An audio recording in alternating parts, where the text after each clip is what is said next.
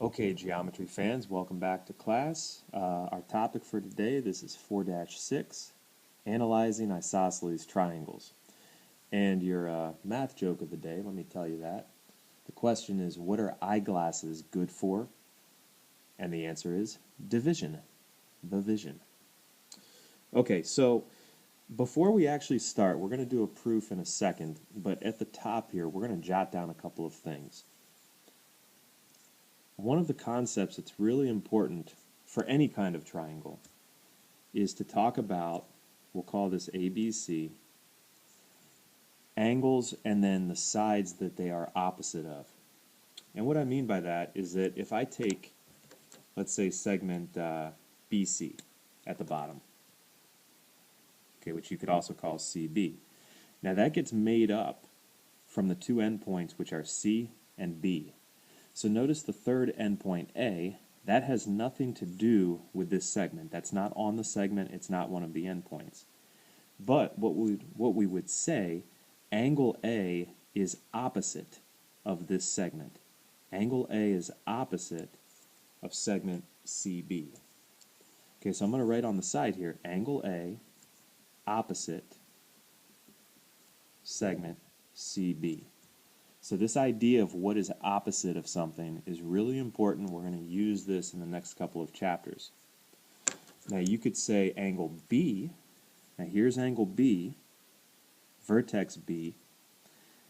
The side that's opposite, if I draw an arrow from this angle, it would go to segment AC. Okay, so here's AC. These are the endpoints. The other letter is B. That's the opposite angle. So we would say that angle B is opposite AC. And then the last thing is that angle C, now angle C is here. That's opposite, if I draw an arrow, that's opposite the third side, which would be AB.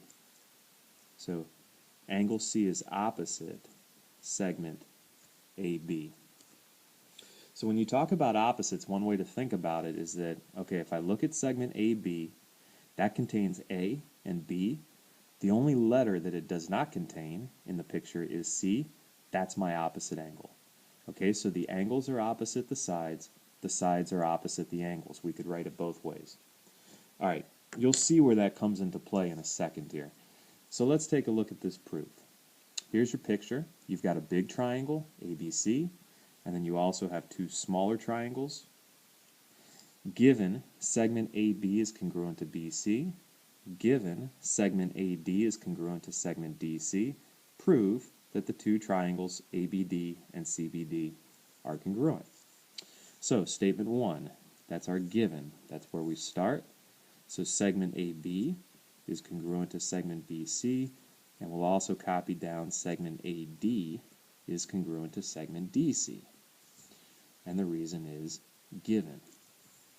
So let's label that in the picture. Segment AB is congruent to segment BC, and then segment AD, I'll put 2 marks on that, is congruent to segment DC.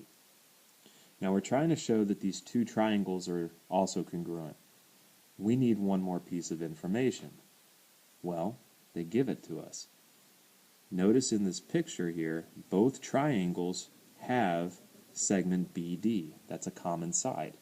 So statement 2, we can say that BD is congruent to itself. Now the reason for that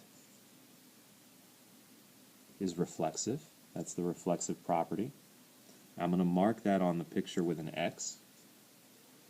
So now if you look at your picture, we've got 1, 2, 3 sets of congruents in each triangle, and in our proof we have 1, 2, 3 sets of congruents.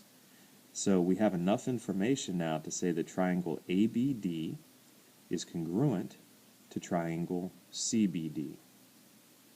And the reason is side, side, side. Okay, we got S, S, S. Now that's the end of the proof, but we're going to make one more comment here. We're going to make a couple of connections. So this is it. The proof is done. But what if I had asked you to say one more thing? if the triangles are congruent, we also know that all the corresponding parts have to be congruent. So one thing I could say is that angle A here, now that corresponds to angle C. If these two triangles are congruent, then that means that the corresponding angles have to be congruent. So angle A is congruent to angle C. The reason I can say that is that corresponding parts of congruent triangles are congruent, or CPCDC. Now you could also say that the two angles at the top here, these would be the same, and we could also say at the bottom that these two angles with point D, those are the same. Those would actually both be 90s. Now that's something that we'll talk about in the next chapter. But this is the key idea for today, right here. Because notice that the original triangle, the big triangle here, this is isosceles, because they tell us that these two sides are congruent. So this is an isosceles triangle. Notice that the two sides that are congruent, at the end here with CPCDC, if I draw an arrow, that triangle, or that angle, C, and that angle A, end up being congruent. If these two sides are congruent, then that means these opposite angles are congruent. All right, so let's go ahead and summarize. We've basically just proven a theorem, a rule. And here's what it says. This is called the isosceles triangle theorem. If two sides of a triangle are congruent, the angles opposite the sides are congruent. So if we have this, if you see a picture and they tell you this or they give you this information, so if that's the case, then what we can say, we'll go then. So here's A, here's B, here's C. Pardon the bad drawing of my triangle here. This opposite angle and this opposite angle, they have to be the same. So angle B is congruent to angle C. Okay, and the reason is, if the sides are congruent,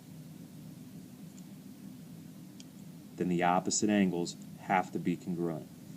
Angle C is opposite AB. Angle B is opposite AC. That's the rule. Now the thing is, it actually works both ways. Let's say we have this picture down here, and I'll label this a little bit differently. Let's say that angle A and angle B are congruent. Okay, so let's say if you have that, if the angles are congruent in a triangle, then the opposite sides also have to be congruent.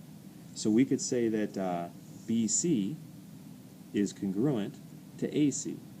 That would have to be true. Okay, so let me just explain this one more time here. If the sides are congruent, then their opposite angles have to be congruent. Okay, so angle B is congruent to angle C. If the angles are congruent, then the opposite sides have to be congruent. So in other words, this actually works both ways. The converse and the conditional and the converse are going to be the same thing. Okay, so if we have sides congruent, that implies that the opposite angles are congruent.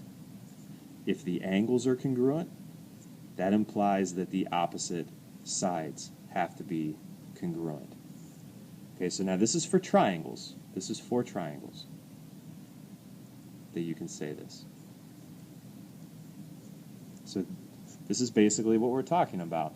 Now, where you'll see this also, now I'm kind of running out of space here, but in a special case, this is for isosceles triangles.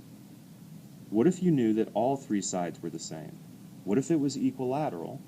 Well, what that would tell you, what that would lead to, if the sides are congruent, then the opposite angles have to be congruent. So all three of these would be the same, And in this case, they would have to be 60, 60, 60, 60, because they have to add up to 180 degrees.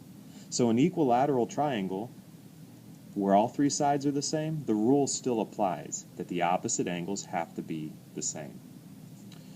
And that's the end of part 1, so move on to part 2 and we'll look at some examples.